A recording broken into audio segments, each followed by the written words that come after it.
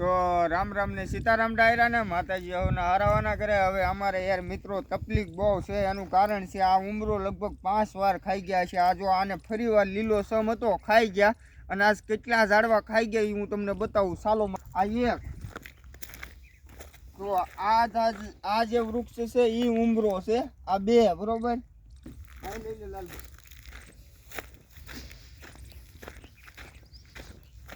તો મિત્રો આ એક પારસમણી પીપળો છે, એને ઉપાડી લીધો છે। અહીંયા આવો, અહીંયા જો આ જો આ એને અહીંથી ખાઈ જાય છે, પછી કઈ ખબર નથી રહેતી। અહીંયા આવો,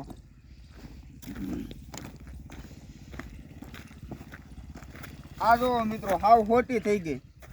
એટલે અમારે જીવદયા ટીમ ડુડસનની અત્યારે એવી કોઈ પરિસ્થિતિ કે એવું કોઈ અમારે સગવડ નથી કે હાલમાં અમે વૃક્ષ મોટા કરવી છે। જે અમે અહીંયા ઝાડવા સોંપ્યા હતા એનું અમને પરિણામ સારું મળ્યું નથી હજી સુધી, અને મને એવું લાગે છે કે મળશે પણ નહીં। પણ કાંઈ વાંધો નહીં, આપણે હિંમત હારવાની નથી થતી। અહીંયા જેટલા મોટા ઝાડવા છે એનું ધ્યાન રાખશું, બાકી અમે આ મોટું કરીને ખાઈ જાય, મોટું કરીને ખાઈ જાય। એક વડલો હું તમને બતાવું, લઈ જાવ હાલો તમને।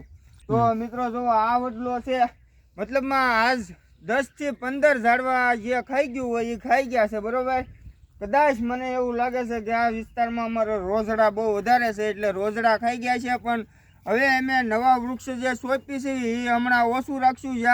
જ્યારે આ જગ્યા અમારે પેક અને સુરક્ષિત થઈ જાય પછી અમે નવા વૃક્ષ સોંપશું, કારણ કે અત્યારે અમે જેટલા ઝાડવા સોંપ્યા હતા અને બધાને 2-3 વાર ખાઈ ગયા છે માલઢોર ને રોઝડા। એટલે હવે વધારે કાંઈ નથી કહેતો, પણ આ વિડીયો ખૂબ શેર કરજો, અને આપણે આગળ જીવદયા ટીમ ડુડસનના સ્થળ ઉપર કાંઈક જાણવા માટે સુરક્ષિત રહે એ માટે આપણે વ્યવસ્થા કરવાની છે।